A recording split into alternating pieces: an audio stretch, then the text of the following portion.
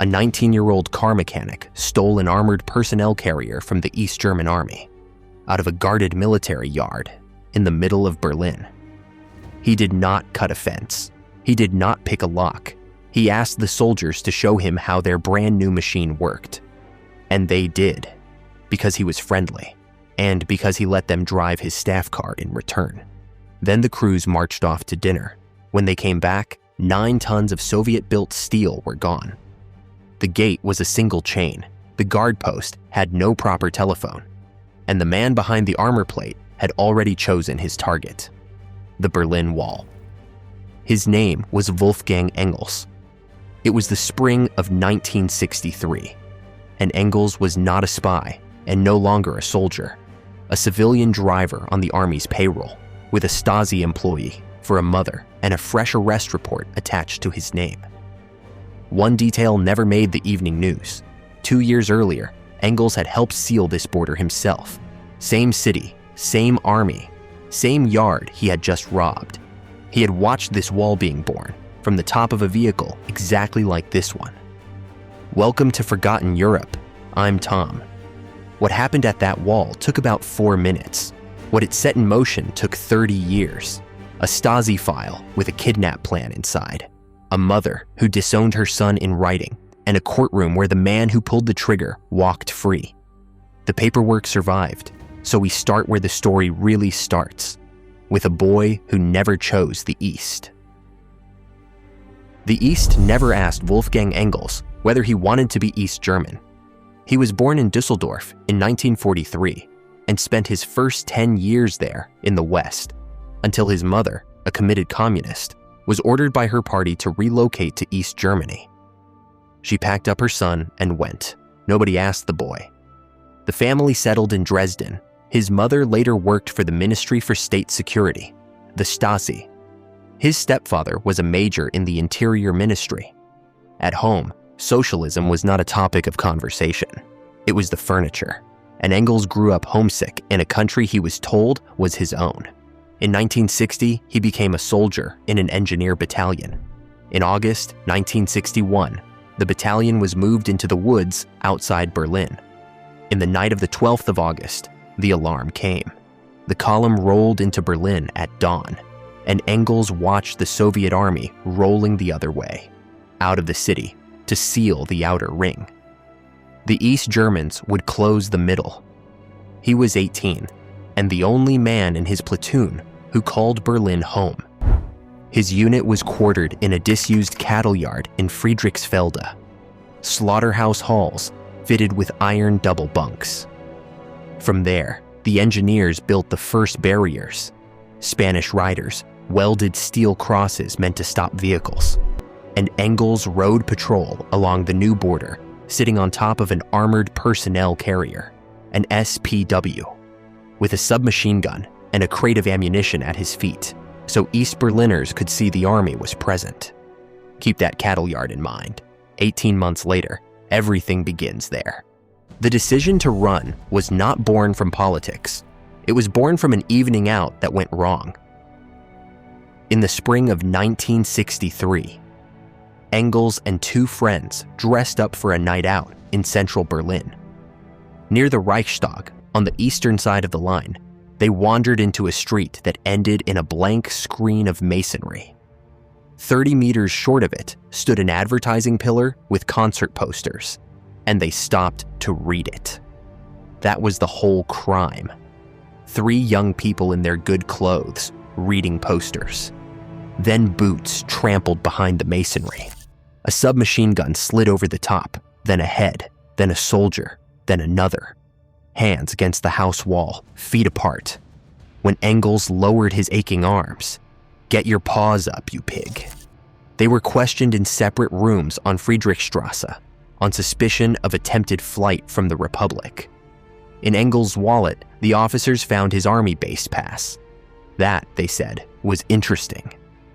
Without arranging it, all 3 told the same story. A wine bar near the theater district. It matched their clothes. It was even true.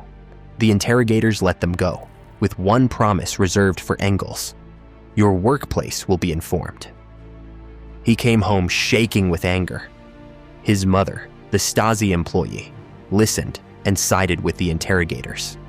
The treatment, she said, had been perfectly in order. That was the moment. Not the wall, not the shortages, not the speeches. His own mother, agreeing that the party is always right, even when it puts her son's hands against a wall. That, he said later, was what truly shocked him.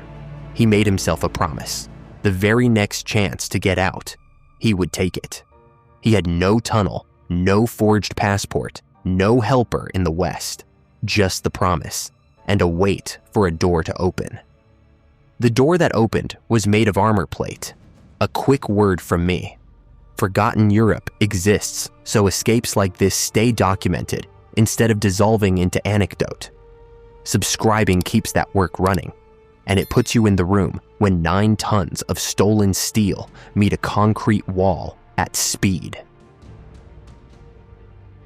By 1963, Engels was out of uniform, working for the army as a civilian. The driver for a small office of construction engineers, chauffeuring them in a black EMW, a 6-cylinder sedan in a country of tiny, sputtering Trabants. And his office sat on the same old cattle yard in Friedrichsfelde, where he had bunked in August '61. Just after Easter, the army delivered his door. A unit arrived at the yard ahead of the May parade, bringing a row of factory-new SPWs, the Army's newest armored personnel carriers. Engels looked at them and saw one thing. With this, you get through the city, and he knew a place in Treptow where the run at the wall was clean. No zigzag barriers. On the 17th of April, he stretched his end-of-day vehicle care until the yard grew quiet, then drifted over to the soldiers. Drivers talked to drivers. The crews showed him everything, including the fact that an SPW has no ignition key, just a main fuse and a starter button you press with your foot. He paid for the lesson with laps in the EMW. Around 7 in the evening, the crews marched off to eat. Engels climbed into a brand new armored personnel carrier he had never driven, set the fuse, found the starter with his foot, and rolled toward the gate. An officer stepped into the road. Engels held his course. The officer jumped. The chain across the gate snapped, and the sentry could only crank a field telephone routed through exchange after exchange. By the time anyone with authority heard the words stolen and vehicle together, Engels was ordinary traffic. That was the strange genius of it. In East Berlin, an army vehicle was wallpaper. The traffic policemen in their signal boxes saw a military transport coming and switched the lights to green for him. The state waved him through, intersection by intersection, toward its own border. He crossed the river into Treptow and turned into Elsenstrasse. About 100 meters short of the border, one of the doors swung open. And here, Engels did something outside every rule of self-preservation. He stopped, secured the door, and called out to the young people on the pavement. "I am getting out of here, to the west. Anyone want to come?" Nobody moved. They must have thought he was insane. An attempt on the border cost years in prison if the bullets missed. So he went alone. He put the SPW in a low gear and locked all 3 differentials. The vehicle would now hold its line and grind over whatever stood in front of it. Engels did not plan to steer. At 16 minutes to 8 in the evening, the SPW hit the border. It took the first obstacles the way 9 tons takes anything, but every layer stole speed. Concrete slabs stacked 3 deep that the vehicle had to climb. A screen built to block the view across. The barbed wire it dragged along like netting. As the SPW reared over the slabs, Engels was thrown against the frame. His head struck the mount of the night vision gear. His foot slipped off the accelerator and the engine died. At the exact moment, the nose of the vehicle punched through the wall. Punched through. And stopped. The machine sat wedged in its own hole, and both doors were still on the eastern side. For a second, he weighed restarting. The engine, it turned out later, was undamaged. The axles had shattered, but the motor would have turned over. He did not dare. In his head, he saw the rear doors opening and a rifle barrel poking through. So he went out the driver's door instead and dropped straight into the coil of barbed wire the vehicle had raked together. His shoes came off. He hung there in a green work overall, tangled in wire, one climb away from the west. And then the border guard arrived. The guard's name was Paul Homuth. He stopped about 5 meters away, barely 15 feet, and raised his Kalashnikov. Engels shouted the only thing there was to shout. "Don't shoot!" He shot. The bullet went into Engels's back and came out through his chest. A clean shot through the lung. Engels described it years later to the historian Hans Hermann Hertla with no drama at all. Like a boxer's punch to the side, and then it turns hot. The pain would come later. The body, flooded with adrenaline, kept moving. He tore free of the wire, scrambled back through the vehicle, out the far door, and crouched on the stretch of hood still jutting from the wall. For those few minutes, the westernmost square meter of East Germany. The next hit was a ricochet that burst against the steel beside him and drove lead and copper splinters through his left hand. Then the geometry of the Cold War saved his life. Across the line, on a wooden observation platform, West Berlin policemen were watching a man being shot at from close range, and under their rules, they could do nothing until a stray fragment came over the wall and grazed one of them. That made it an attack on West Berlin, and West Berlin was allowed to answer. A policeman shouldered his weapon and returned fire over Engels's head into the east. Homuth and his comrades went to ground. The hunt, Engels would later call it a rabbit hunt, stopped. And in that pause, a 19-year-old with a hole through his lung climbed onto the crown of the Berlin Wall and lay flat in the wire on top, bleeding, unable to go 1 meter further. He did not have to. The West came and got him. The corner building on the western side of Elsenstrasse was a pub, and that evening the pub was full. A local savings club was holding its quarterly payout, which in Berlin means the saving is over and the drinking is well along. The gunfire emptied the bar. The drinkers saw a man lying on top of the Berlin Wall, tangled in wire. So they stacked themselves into a human ladder, climbed up, worked him loose, and passed him down. Then the shutters came down, and the border guards put a last burst into the pub's neon sign. The only thing on that corner they were still permitted to shoot. What followed is the gentlest scene in the whole file. The landlady appeared with a feather duvet and a pillow, bedded the bleeding stranger down, and covered his face in kisses. Because in the half-light, she had mistaken him for a relative. An old regular, far too drunk to stand straight, gave up his belt so they could tie off Engels' shredded hand, then stood there, gripping his own waistband with one fist, loudly volunteering to go finish the zone soldiers personally. At first, nobody had even found the lung wound. They saw the bloodied head, then the ruined hand. Only when the pool under him kept spreading did the room understand what it was holding. West Berlin radio carried the story the next morning, including the detail Berliners have repeated ever since. The first thing the boy asked for, flat on the floor with a bullet through his lung, was a beer and a schnapps. He did not get them. With a punctured lung, probably the one mercy the room did him by refusing. One more thing about that pub. Along Elsenstrasse, beneath that corner, ran 7 escape tunnels. And the landlord had quietly lent his cellar for storing the excavated sand. Engels had crashed entirely by accident into the most escape-hardened corner of West Berlin. Even his rescue had to bend around the border. The pub's front wall stood directly on the line. Lean out of a window and your head was in East Berlin, so no ambulance could pull up outside. The fire brigade came through the back instead, through courtyards, up side wings, straight through strangers' apartments. And they carried Engels out the same way, room after room after room, past dinner tables and wardrobes, until they reached open street 100 meters on. At the hospital, the surgeon who took charge was an old military doctor of general's rank. At that moment, a patient in his own clinic with a broken leg.